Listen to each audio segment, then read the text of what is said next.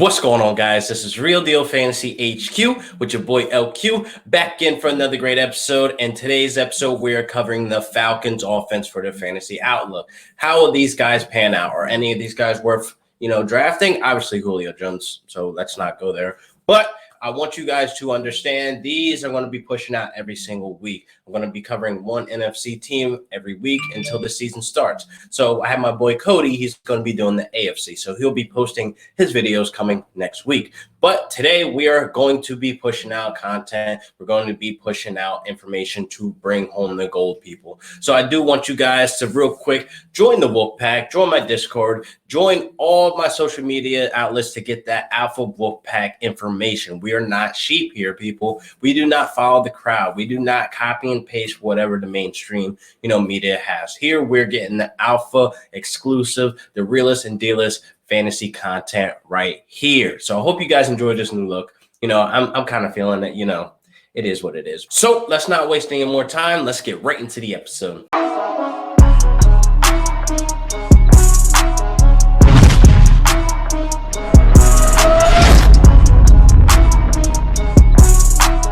So today we are covering the Falcons fantasy outlook as a offense. How are they going to be doing? Are these guys worth drafting? Yes, again, Julio Jones will be touched on a little bit because I think it's obvious that we need to cover, the rest of the other players. Now we have Julio Jones finishing at wide receiver 4. He will continue on being a top wide receiver. He will constantly be in that conversation. So there's not much for me to say about Julio Jones. He's a clear, draft. He's going to be on rosters. He's going to be 100% owned. So there's not much I need to cover right there. Now, we have Matt Ryan, who finished QB 11. We have RIdley. I have him at the ADP right now at wide receiver 20. I did want to push him back a little bit further, but I think 20, he sits just fine. And then we have the new acquired Todd Gurley. I have him at RB 15 right now. But that is soon to change once we find out the motion that they're going with, Gurley's production as we get closer to the season. But they finished 7-9. They finished second in the division, believe it or not, with that record. And they did take a step back. I want to touch quickly on the O-line. Now, the O-line was a mess last season, and they dealt with injury like no other, I would say, offensive line. They had injuries all across the board. And as an offensive line, they finished overall 24th. It could have been worse, but I still think with that caliber of offense that they have, they should be finishing higher. But being that they finished with, 24th and with so many injuries, I think that's what kind of moved the ball for Devontae Freeman to get released as well. I don't want to put the blame all on him for not being productive, him dealing with injury and et cetera. But I do feel like the O-line definitely, took a chunk out of his talent, out of his production.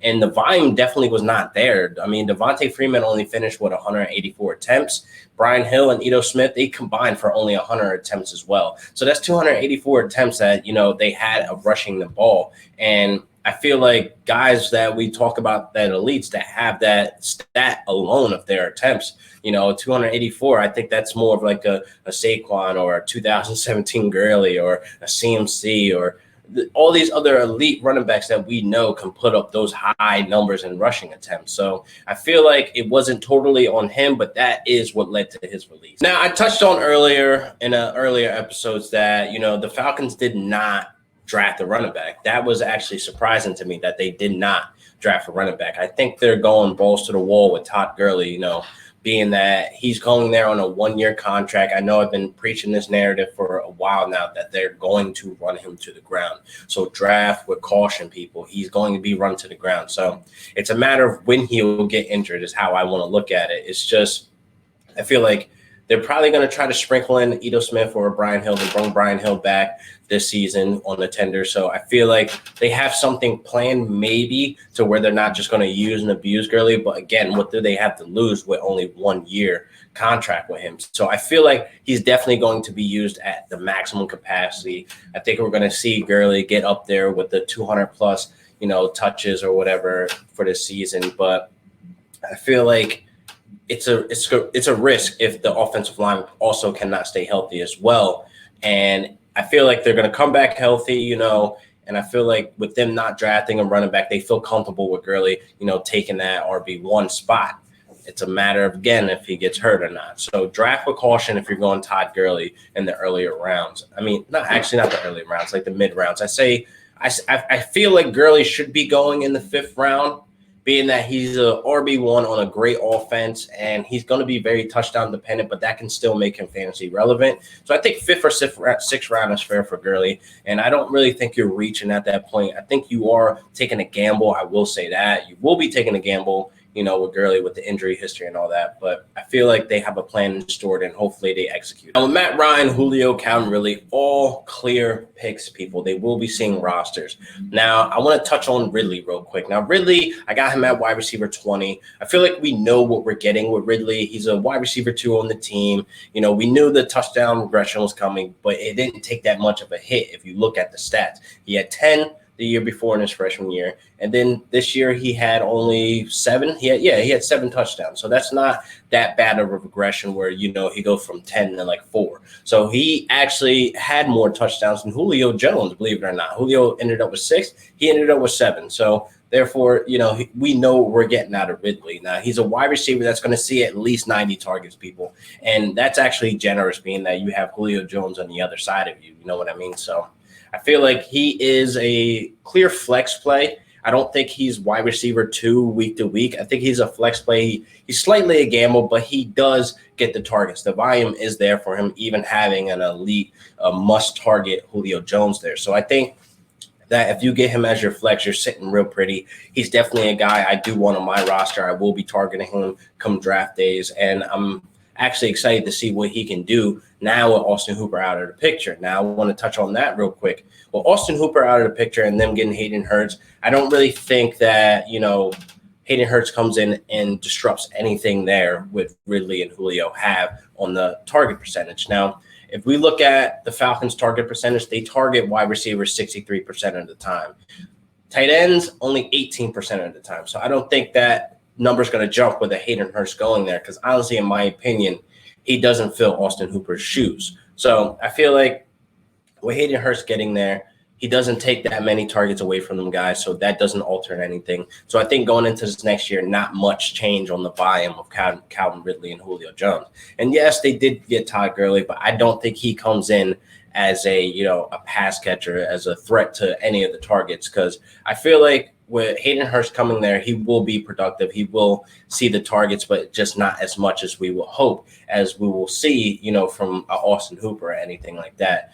But I feel like they don't prioritize their tight ends anyway, because let's look at 2019, only 18% that, the tight ends were targeted. 2018, only 17% of the targets, went to the tight ends. And that's what Austin Hooper there, being that he's such a high commodity and, the height train around him. So I feel like Hayden Hurst coming there doesn't alter anything in targets there. Gurley coming in, I don't really think he's going to be used like crazy in the pass catching game. I think he'll see probably between 50, 55 targets out the backfield, because I think that they're probably going to move on from trying to use him like that, because that's where the injury comes in. That's where the big hits come in. So they're probably just going to keep running him in the red zone, have a touchdown in here and there. I wouldn't be surprised if I see Todd Gurley with 10 touchdowns this year. And I think that's actually fantasy relevant. And, I'll be okay with that with him on my squad. So there's that. To jump back on Ridley real quick, I feel like we know what we're getting with him. We probably are looking at his ceiling. We're probably not going to see anything above that, knock on wood, unless Julio Jones gets injured or he misses some games. So I think we're looking at the clear picture of what Ridley gives us. And I'm actually okay with that. I'm fine with that. If I can get Ridley in, those later rounds and then mid rounds or whatever, and he's going as my flex, I'm actually happy with that, because I know what I'm getting. I don't like these guys with question marks. I don't like guys, that take a huge dip year after year and they just don't be, useful when it comes to me for these Sundays or Thursdays or Mondays or whatever, game day. So I feel like we know what we're getting with Ridley, and I'll take him, with open arms, as my flex. And I know you're probably wondering with Matt Ryan, he needs to be productive. He needs to be playing at a high caliber. Not really. I mean, if you know anything about the Matt Ryan curse, I covered this before. It's hot, cold, hot, cold, hot, cold every single year since 2012. So I really don't think it matters between, Matt Ryan and his wide receivers because they're productive either way. So when, Matt Ryan's hot, Julio's doing good. When, Matt Ryan's cold, Julio's doing good. It doesn't really matter. So the only thing that we can't expect out of Falcons wide receivers when we draft them is touchdowns, people. So with only Julio having 7, Ridley having 6, it doesn't look much like we're going to get high numbers like the rest of the, world have with their wide receivers, 10, 11, 12, 13, 14 touchdowns a season with their wide receiver 1s or even their wide receiver 2s bringing in 10, 11, 12 touchdowns. So it doesn't really happen there in Atlanta with their wide receivers giving us touchdowns. That's something you won't see. You won't see any titties in Atlanta.